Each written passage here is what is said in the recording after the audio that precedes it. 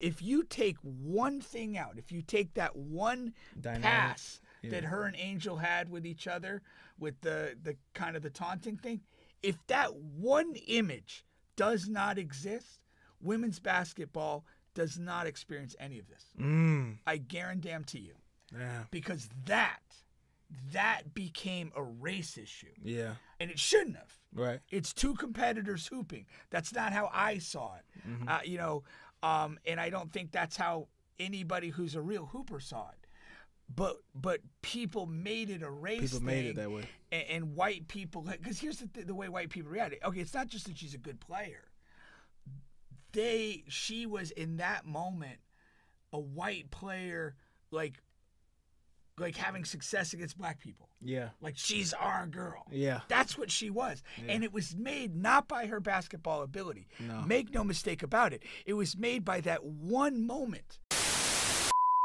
Do you think this was a successful season for the WNBA with Caitlin and Angel, and now you sparred into the championship?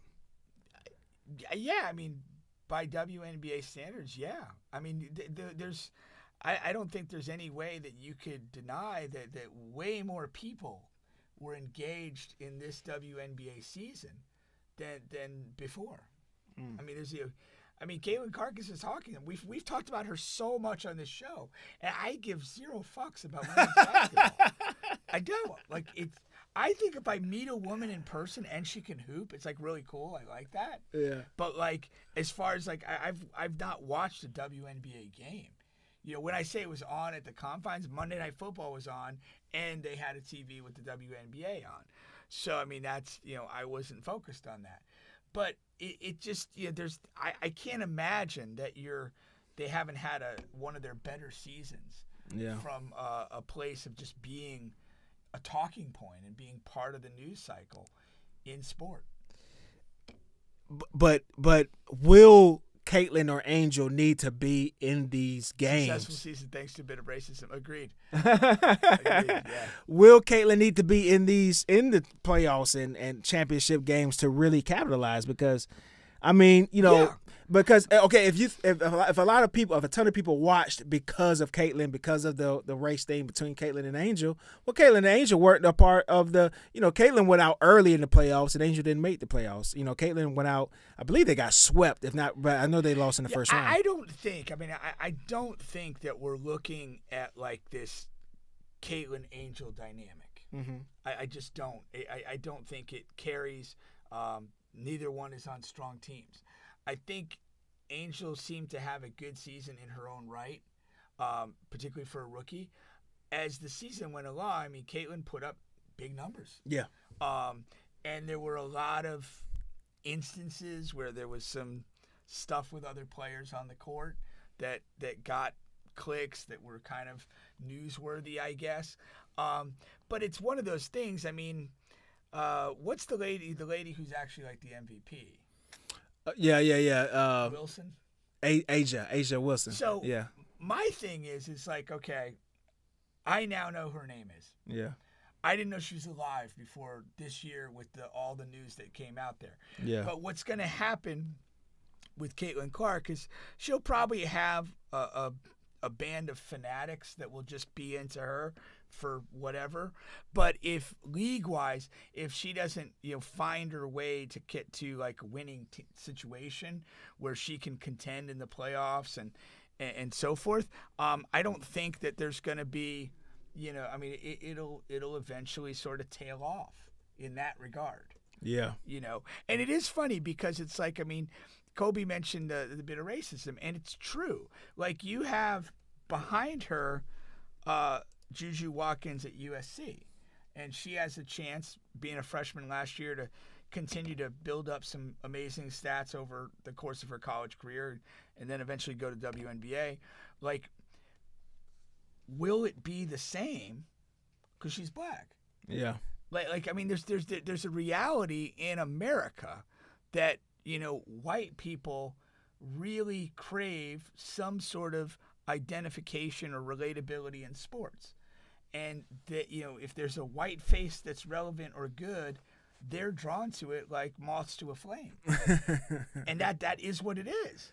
And so that, her being an elite player and coming into the league as a white woman, it's huge. It was a frenzy. And it all started, 2 years ago in that Final Four.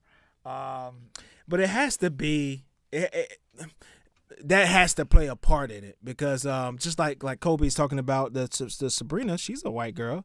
She just had the game winner tonight on a crazy step back win to put New York Liberty up 2-1 in the series. And but like I'm 99% sure she was the one that went head to head with Steph, right? Yeah. Right, yeah. Sabrina Ionescu, but she doesn't get she never got the pub or getting the pub that Caitlin got. It was like it's like Malcolm Gladwell talks about this stuff, like the certain tipping points to things that happen, and again, there's been a lot of white NBA stars like Diana Taurasi. Yeah. There you go.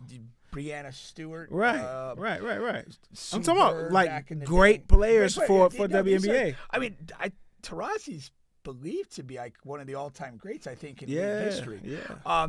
So no, it's, and that's why I made a point to say it started 2 years ago. Yeah. It was the perfect storm. Yeah. You had that. Literally, you don't even have to change the results of the game. If you take one thing out, if you take that one pass that her and Angel had with each other, with the kind of the taunting thing, if that one image does not exist, women's basketball does not experience any of this. I guarantee you. Yeah. Because that became a race issue. Yeah. And it shouldn't have. Right. It's two competitors hooping. That's not how I saw it. Mm-hmm. And I don't think that's how anybody who's a real hooper saw it. But people made it a race. People made it that way. And white people, because here's the way white people react. Okay, it's not just that she's a good player. She was in that moment a white player, like having success against black people. Yeah. Like, she's our girl. Yeah. That's what she was. Yeah. And it was made not by her basketball ability. No. Make no mistake about it. It was made by that one moment when that little iconic image of them kind of like, whatever, taunting each other, whatever you want to consider that. That was it. Yeah. If that did not happen, if that image was not captured, none of this happens to the WNBA. So in a crazy effed up way, they have to be super thankful. But it's like one of those things that, like, it's kind of sick that that's what it took. Yeah. And yeah, Kobe says, yep, Eminem effect, Jack Johnson, Floyd versus McGregor. You need a tad bit of that. Yeah. No, I believe that. Yeah, Chris was talking about Juju too, but yeah, you mentioned Juju. Yeah. So yeah. All right. Well, we'll be back next week, and we'll hopefully talk some more NFL and the start of the NBA regular season. Yeah, all right. 22nd. Yeah, man. All right, we're out.